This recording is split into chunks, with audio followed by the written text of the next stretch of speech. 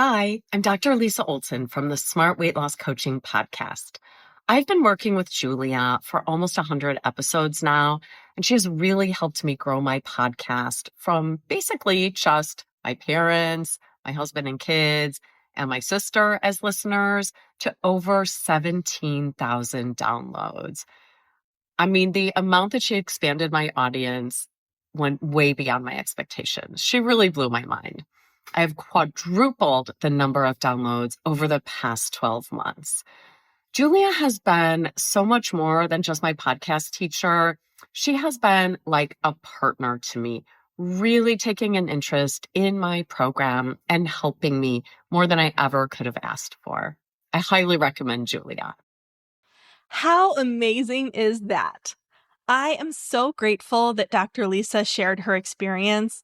And if her story resonated with you and you're thinking, wait, I want results like that too, that is exactly what we're doing inside the Podcast Growth Collective. It's the place for online business owners who want to turn podcasting into a powerful growth tool without the burnout and without guessing what to fix. If you're ready to stop spinning your wheels and finally start seeing results from your podcast, I would love to support you. Head to thepodcastteacher.com/collective to learn more and to join us. And now let's jump into today's episode.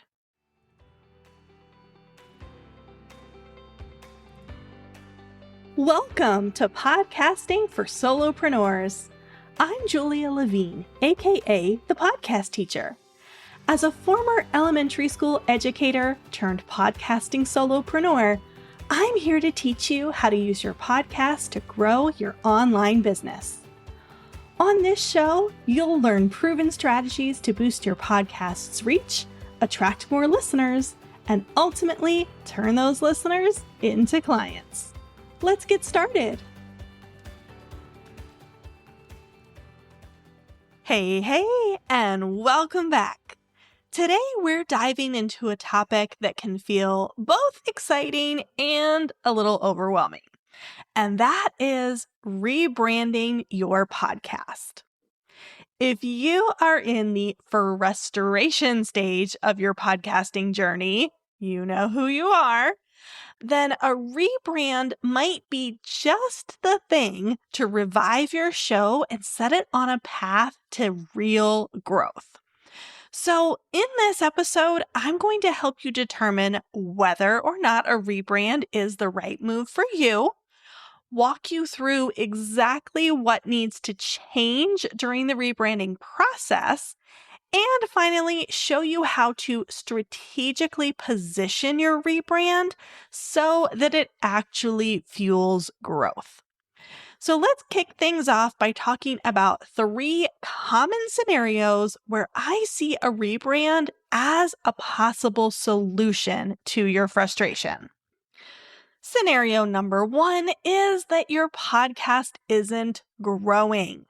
You've launched your show, you've given it some time, at least 3 to 6 months, and nothing is really happening. Your download numbers are stagnant, or maybe they're even declining month after month. No new listeners are discovering your show organically, and your marketing efforts just aren't moving the needle. Something just isn't clicking and you are super frustrated. If this sounds like you, a rebrand could be the key to repositioning your show for better visibility and audience alignment. All right, scenario number 2 is very similar, but it's that your podcast isn't bringing in clients. So this might mean that your content is attracting an audience, but it's not the right audience because you're getting downloads and then those listeners are not converting into email subscribers, discovery calls, sales, etc. And this can be happening for a few different reasons.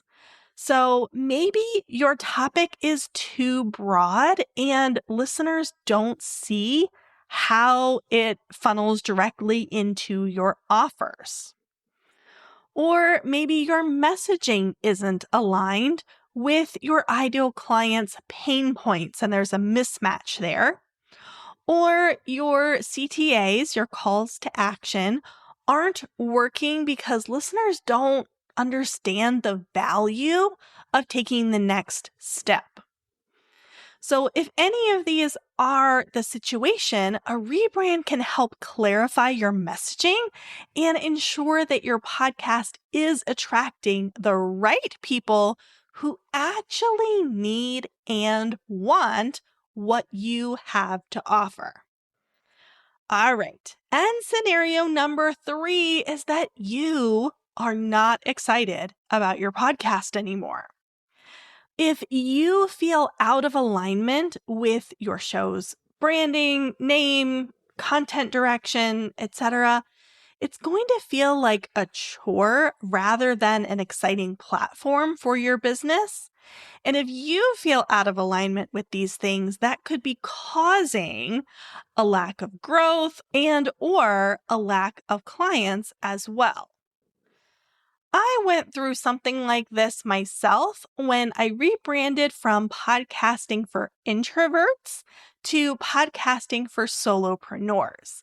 If you've been around here for a while, if you're an OG, then you remember that change. I had a gut feeling that introverts was not quite the right word for my audience when I started this podcast, but I teach taking imperfect action. And so, practicing what I preach, I moved forward with the name anyway. And I'm so glad that I did because it allowed me to get my podcast started and find my footing. But after about 8 months or so, I realized I needed a name that better represented my listeners and my business. So I felt out of alignment with the name and the direction of the podcast, and so it was time to pivot. A rebrand should feel like stepping into alignment. The puzzle pieces are clicking into place, and then your podcast starts to become exciting and energizing rather than draining. So if any of those scenarios sound familiar to you, it might be time for a rebrand. But before you make the leap, let's talk about what actually needs to change when you rebrand your show. With a rebrand, you are making a strategic pivot. And so that is usually either shifting your content focus and or refining your audience. And that means that you'll need to update several key elements to reflect the new direction of your show. So let's go through them one by one here. The first one is, of course, your podcast title.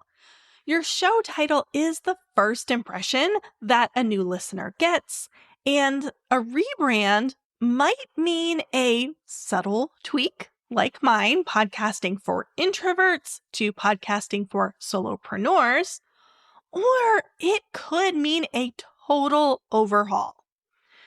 No matter how big the change, make sure that your title includes search-friendly keywords so that it ranks in the podcast directories. And you can check out episode 86 for my full breakdown on how to name your podcast for maximum discoverability, as well as the mistakes to avoid. Then comes your cover art.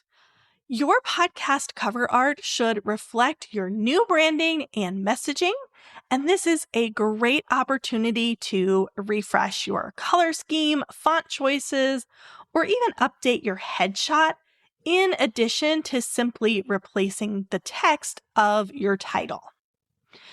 Make sure that your cover art is clear, bold, easy to read, and that it stands out, especially when it's viewed as a teeny tiny thumbnail on your phone. You can refer back to episode 94 for more info about how to create a cover that works for your podcast, and plus, of course, the mistakes to avoid. Next up is your show description. This is one of the most overlooked pieces of a podcast rebrand, but your show description should also be revised to reflect your content and or audience pivot, and it should definitely include search optimized keywords. Choosing the best keywords is something that we dive into inside my brand new community, the Podcast Growth Collective.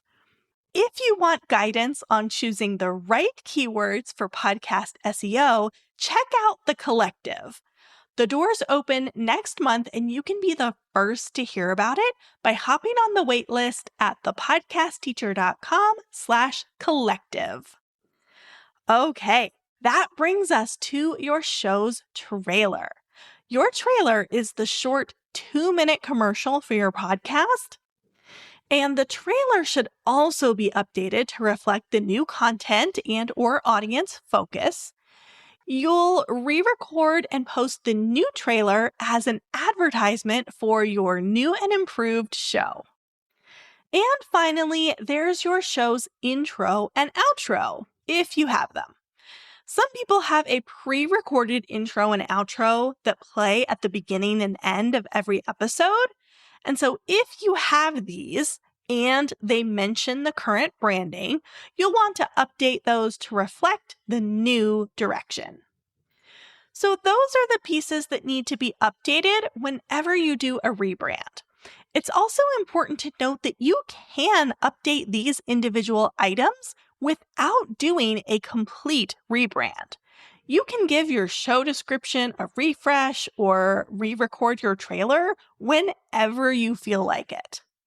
And in most cases, you don't even need to announce to your audience that you're updating something. I would say that the exception is your cover art.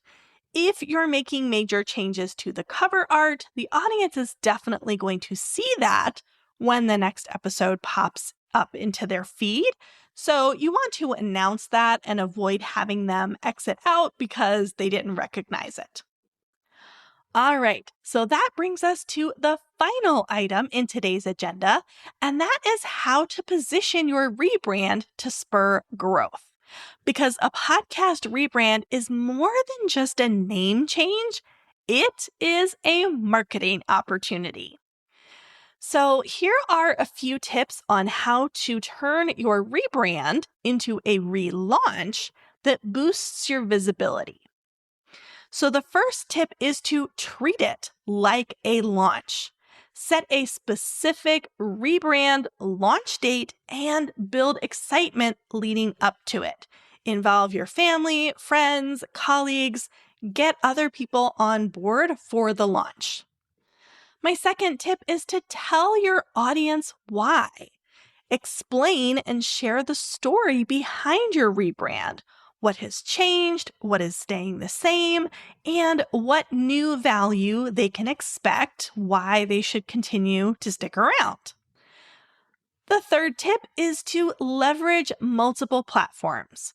You don't want to just post the new podcast in the podcast player and assume that things will happen. Make sure to announce your rebrand on social media and on your email list, put something on your website, make a big deal out of it in various places. And my final tip here is to run a launch contest or giveaway. So you can encourage listeners to share the rebranded podcast for a chance to win a prize. This is a great way to get additional eyes and ears on your podcast, attract new listeners, and re-engage your current audience.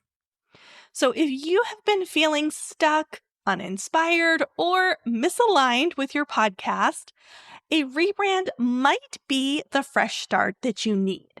But I want to make sure that you don't rush it. Take the time to think strategically so that your rebrand isn't just a simple set of changes, but rather it's a catalyst for growth.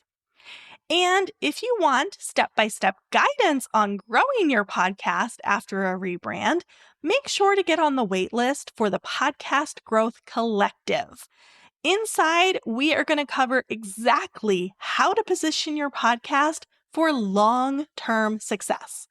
And the doors are opening soon, so be sure to get on the waitlist at thepodcastteacher.com/collective. All right, that's all for today. Until next time, happy podcasting.